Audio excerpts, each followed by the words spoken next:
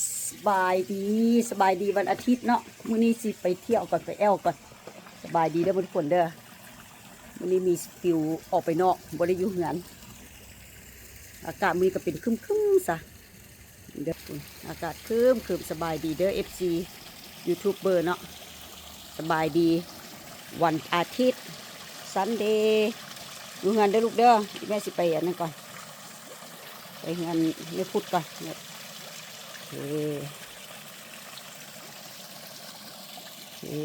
อากาศมื้อนี้โอ้บ่มีฮอดแดดครึมๆเป็นสิบดจากเย็นๆบ่มันบดถึงขั้นว่าหนาวไปก่อนได้ดีมาทุกคนถ่ายให้เบิ่งโอเค